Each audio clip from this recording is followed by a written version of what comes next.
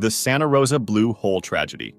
On March 26, 2016, two skilled cave divers went on a dangerous mission to map an unexplored part of a cave system in Santa Rosa, New Mexico. Unfortunately, something terrible happened. Deeper caves beneath its floor were sealed in 1976 after two divers died. In 2016, after reopening the entrance, a 10-person team, including experienced cave divers Mike Young and Navy veteran Shane Thompson, spent 3 days exploring the reopened tunnels and chambers. On the third and last day, Mike and Shane planned to explore a very tight spot at 140 feet, then move down to another narrow opening at 165 feet. Shane was told to wait at the open area and not go past the second opening himself. Beyond the 165-foot point, there were 5 more tight spots before the cave's last known area. Mike followed a guideline that had been set earlier, moving through boulders and squeezing through narrow passages while carrying tanks on his side and a rebreather unit. Shane had been following Mike up to the 165-foot opening. There, Mike told him to wait. But as soon as Mike was out of sight, Shane decided to follow him, even though that was against their plan. Mike did not know that Shane was right behind him. Shane followed the guideline along a rocky path over large boulders and sharp bends until he reached a narrow 3-foot opening. At that point, the water was full of silt, and he ran into another tight passage. He turned his body and tried to pull himself along the wall, but his back-mounted rebreather got caught on a rock sticking out from the tunnel ceiling. With one arm forward and the other touching the cave wall and the guideline, he twisted, trying to free himself. Soon he found that he was stuck between the rocks. Moving backwards could have damaged his rebreather, which would have been very dangerous. As he panicked, his breathing became fast and shallow. Suddenly, Mike's arm hit Shane's head, and they ended up face to face at about 195 feet deep. Mike was surprised to find Shane there, and Shane said he was stuck and needed help. Mike tried for several minutes to free him, but they began to panic because the tunnel was too tight for both of them to move if Shane remained trapped. Finally, Mike pushed Shane in just the right way to free his rebreather and pulled him through the tight spot. Shane then went back through the restriction he had just escaped, scraping himself on the rocks but avoiding getting stuck like the first time. Mike followed, but soon noticed that Shane had accidentally moved the guideline, leaving Mike unable to see where to go in the boulder-filled passage. Meanwhile, Shane continued along the winding path and faced yet another narrow passage. Still in panic, he moved too quickly and got the guideline tangled around his legs. He managed to free himself but lost the guideline in the process. His heart began to race and his breathing sped up. This was dangerous because rebreathers needed controlled breathing to work properly. With no clear exit and only tight holes around him, he could not reach the guideline he had seen just outside where he was trapped. He started to hyperventilate and could not calm down. At that moment, Mike reappeared. Seeing that Shane was very scared, Mike moved around the rocks to find an opening. He grabbed Shane by the shoulders and turned him around. Shane, seeing a way out, lunged forward and swam under Mike, but he became trapped again, this time underneath Mike's body, unable to move forward. In desperation, Shane thrashed and kicked while Mike protected his face from the blows. During the struggle, Shane's heels tore Mike's suit and scraped him against the rocks before Shane finally broke free. Afterwards, Mike realized he was still able to function and that his equipment was mostly okay, except for a ripped suit valve that let the 52 degrees Fahrenheit water in. He had also lost a fin, but managed to get it back soon after. With his nerves wrecked, Shane continued along the guideline, determined to escape. His rebreather could not keep up with his fast breathing, so he switched to his emergency bailout tank for air. Approaching another series of tight spots, he pulled himself through with all his strength, but got stuck for the third time. And this time, Mike was nowhere in sight. Meanwhile, Mike had climbed a little and found a hole leading back to the guideline. Believing that Shane had gone ahead, he followed the line upward toward the next restriction. Feeling tension on the line, he assumed that Shane was pulling from the front. At the next tie-off, however, Mike realized that Shane was actually behind him, still attached to an earlier part of the guideline. Fearing the worst for Shane, Mike backtracked through the tight passages and boulders, but soon the line stopped moving, a sign that Shane was in serious trouble. Pressing on, Mike discovered Shane wedged tightly in a narrow opening, lifeless, and no longer wearing his rebreather mouthpiece. His bailout tank was empty, his suit was torn, and the cord to his dive computer was ripped away. It was clear that Shane had fought hard to free himself, but had not survived. Mike tried to free Shane, but soon realized he had to start to get out and report the tragedy to the rest of the team. He returned the next day to recover Shane's body, having navigated those tight, maze-like passages through the boulder field all by himself.